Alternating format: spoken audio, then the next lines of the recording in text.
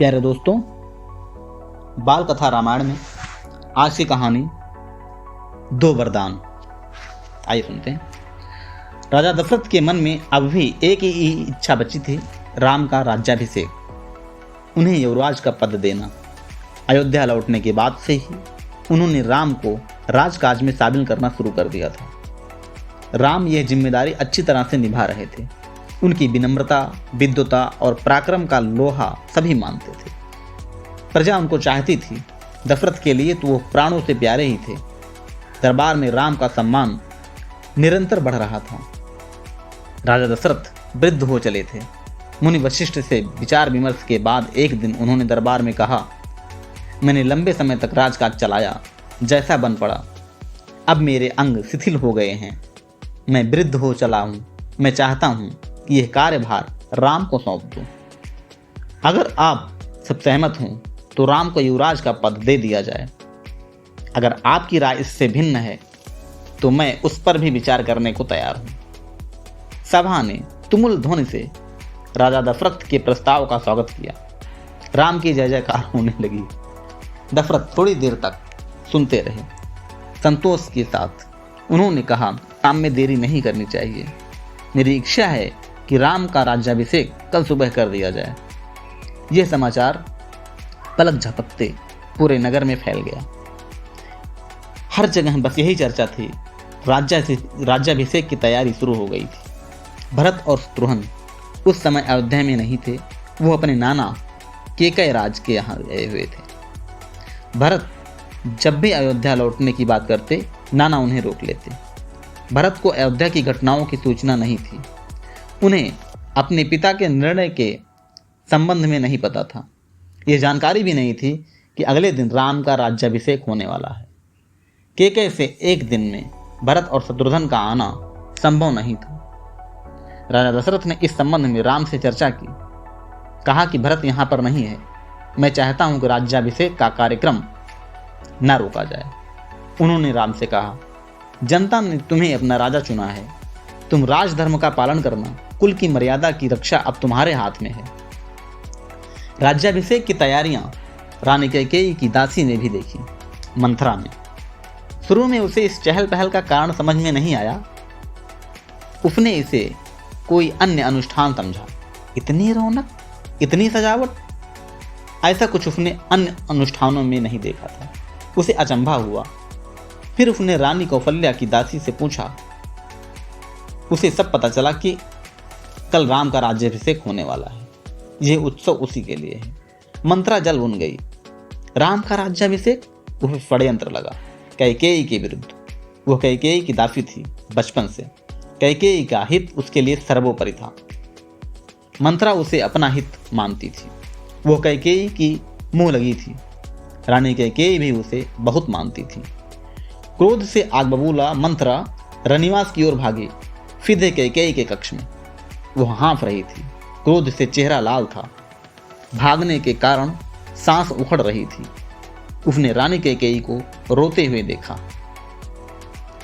किसी तरह स्वयं को संभालते हुए मंत्रा ने कहा, अरे मेरी मूर्ख रानी, उठ, तेरे ऊपर भयानक विपदा आने वाली है। यह समय सोने का नहीं है। होश में आओ। विपत्ति का पहाड़ टूटे, इससे पहले जाग जाओ। रानी कैकेयी नींद से चौंक कर उठी। उन्हें मंत्रा की बात समझ में नहीं आई। क्या बात है, तुम इतना घबराई क्यों हो? सब कुशल तो है? उन्होंने पूछा। कैसा कुशल, कैसा मंगल? सब अमंगल होने वाला है। तुम्हारे सुखों का अंत। महाराज दशरथ ने कल राम का राज्याभिषेक करने का निर्णय लिया है। अब राम युवराज होंगे। यह तो बहुत शुभ समाचार है। कैकेयी ने प्रसन्नता से अपने गले का हार उतारकर मंत्रा को दे दिया। मैं बहुत प्रसन्न हूं। राम युवराज पद के लिए हर तरह से योग्य हैं। रानी, तुम्हारी बुद्धि फिर गई है, मति मारी गई है। सवाल राम की योग्यता का नहीं है, राजा दशरथ के षड्यंत्र का है, तुम्हारे अधिकार छीनने का। मंत्रा ने हार दूत फेंकते हुए कहा, यह षड्यंत्र नहीं तो और क्या है? कल सुबह राज्याभिषेक है। भरत को जानबूझकर ननिहाल भेज दिया गया। समारोह के लिए बुलाया तक नहीं। कैकेयी का स्वर उग्र हो गया। उन्होंने मंत्रा को डांटते हुए कहा, राम के प्रति मेरा अगाध प्रेम है। वो मुझे माँ की तरह समझते हैं। तुम्हें इसमें षड्यंत्र दिखाई देता है? इसमें षड्यंत्र नहीं है। राम के बाद भरत ही राजा बनेंगे। राज सर्वदा ज्येष्ठ पुत्र को ही मिलता है। मंथरा पर इस फटकार का कोई प्रभाव नहीं हुआ। उसके लिए यह दशरथ का षड्यंत्र था। वो रानी कैकेयी के पलंग पर बैठ गई, उनके बहुत निकट। कैकेयी के चेहरे की ओर देखते हुए उसने कहा, तुम बहुत भोली हो, नादान हो। तुम्हें आसन्न संकट नहीं दिखता, दुख की जगह प्रसन्नता होती है। इस बुद्धि पर किसी को भी तरस आ जाएगा। समझो रानी, राम राजा बने तो तुम कौशल्या की दासी बन जाओगी। राम भरत के दास हो जाएंगे, वो राजा नहीं बनेंगे। राम के बाद अगला राजा राम का पुत्र होगा। अनर्थ को अर्थ समझने की मूर्खता मत करो रानी। राम को राज मिला तो भरत को देश निकाला दे देंगे, वे भरत को दंड दे देंगे। इस तिरस्कार से भरत की रक्षा करो रानी। कोई ऐसा उपाय करो कि राजगद्दी भरत को मिले और राम को जंगल भेज दिया जाए। कैकेयी पर मंथरा की बातों का आफर होने लगा। उसका सिर चकरा गया।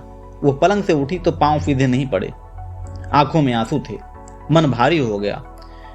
प्रसन्नता की जगह अव्यक्त क्रोध ने ले ली। मंथरा के तर्कों ने उसे सच्चाई दिखने लगी। तुम ही बताओ मैं क्या करूं? कैकेयी ने आंसू पोंछते हुए मंथरा से कहा। मंथरा पलंग से उठी, कैकेयी के पास जाकर खड़ी हो गई। उसने कहा, याद करो रानी, महाराज दशरथ ने तुम्हें 2 वरदान दिए थे। दशरथ ने अपना वचन पूरा करने को कहो। एक से भरत के लिए राजगद्दी मांग लो और दूसरे से राम को 14 वर्ष का वनवास। कैकेयी का चेहरा तमतमाया हुआ था। उसे मंथरा की बात ठीक लगी। उसने मन में प्रश्न अब भी था, यह बात दशरथ से कैसे कहे? उन्हें रनिवास में बुलाए या प्रतीक्षा करे? मंथरा ने कैकेयी के मन की बात भांप ली। उसने कहा, तुम मैले कपड़े पहनकर कोप भवन चली जाओ। महाराज दशरथ आए तो उनकी ओर मत देखो, बात मत करो। तुम उनकी प्रिय रानी हो, तुम्हारा दुख देख नहीं पाएंगे। बस उसी समय तुम उनसे पिछली बात याद दिलाना और 2 वर मांग लेना। मैं ऐसा ही करूंगी। महाराज का षड्यंत्र सफल नहीं होने दूंगी। मंथरा का लक्ष्य पूरा हो गया था। चलते चलते उसने रानी कैकेयी से कहा, राम के लिए 14 वर्ष और कम इससे मत मांगना। भरत इतने समय में राजकाज संभाल लेंगे। जब तक राम लौटेंगे लोग उन्हें भूल चुके होंगे। अब जल्दी करो रानी, समय बहुत कम है। रानी कैकेयी कोप भवन में चली गई। मंथरा रनिवास से निकल गई। दिन भर की गहमा गहमी के बाद महाराज दशरथ को रानियों की याद आई। तुरंत रनिवास की ओर चल पड़े उन्हें शुभ समाचार देने। सबसे पहले वो कैकेयी की कक्ष की ओर मुड़े। कैकेयी वहां नहीं थी। प्रतिहारी से पूछा, पता चला कि कोप भवन में है। दशरथ को चिंता हुई, कैकेयी कोप भवन में? परंतु क्यों? क्या इसलिए कि उन्हें अब तक सूचना नहीं मिली? मैं उन्हें अवश्य मना लूंगा, दशरथ ने सोचा। दशरथ को भवन का दृश्य देखकर हैरान हो गए। उन्हें कुछ समझ नहीं आया। कैकेयी जमीन पर लेटी हुई थी, बाल बिखरे हुए थे, गहने कक्ष में बिखरे पड़े थे, कपड़े मैले थे। तुम्हें क्या दुख है? क्या हुआ तुम्हें? मुझे बताओ, आश्वस्त करो। राजवैद्य को बुलाऊं? दशरथ ने कई सवाल पूछे, कोई उत्तर नहीं मिला। कैकेयी रोती रही। तुम मेरी सबसे प्रिय रानी हो, मैं तुम्हें प्रसन्न देखना चाहता हूँ। तुम्हारी खुशी के लिए मैं कुछ भी कर सकता हूँ, कुछ भी, धरती आसमान एक कर सकता हूँ। दशरथ ने कैकेयी को मनाने का बहुत प्रयास किया। उत्तर उन्हें फिर भी नहीं मिला। दशरथ भी भूमि पर बैठ गए, विनती करते रहे। हाँ, मैं बीमार हूं, कैकेयी ने कहा। मैं अपनी बीमारी के संबंध में आपको बताऊंगी, लेकिन पहले आप एक वचन दें, मैं जो मांगूं पूरा करोगे। राजा ने तत्काल हामी भर दी। कहा, मैं राम की सौगंध खाकर कहता हूं, तुम्हारी हर इच्छा पूरी करूंगा। महाराज दशरथ ने राम की सौगंध ली तो कैकेयी उठकर बैठ गई। आप मुझे वो दोनों वरदान दीजिए जिसका संकल्प आपने बरसों पहले रणभूमि में लिया था। महाराज दशरथ ने हामी भरी। कल सुबह राज्याभिषेक भरत का हो, राम का नहीं, कैकेयी ने कहा। दशरथ भौचक रह गए। उन पर वज्रपात सा हुआ। थोड़ा रुक कर कैकेयी बोली, राम को 14 वर्ष का वनवास हो। दशरथ का चेहरा सफेद पड़ गया, अवाक रह गए, सिर चकराने लगा, वे मूर्छित होकर गिर पड़े। कुछ देर में राजा को होश आया, कैकेयी की ओर देखा, बड़े कातर भाव से बोले, यह तुम क्या कह रही हो? मुझे विश्वास नहीं होता कि मैंने सही सुना है। कैकेयी अड़ी रही। दशरथ कैकेयी की मांग को अस्वीकार करते रहे, अनर्थ बताते रहे। तब कैकेयी ने अंतिम हथियार चलाया। अपने वचन से पीठ से हटना रघुकुल का अनादर है। आप चाहें तो ऐसा कर सकते हैं, पर तब आप दुनिया को मुंह दिखाने योग्य नहीं रहेंगे। रही मेरी बात, आप वरदान नहीं देंगे तो मैं विष पीकर आत्महत्या कर लूंगी। यह कलंक आपके माथे पर होगा। राजा दशरथ ये सुन नहीं सके, दोबारा बेहोश हो गए। रात भर बेसुध पड़े रहे। बीच बीच में होश आता रहा।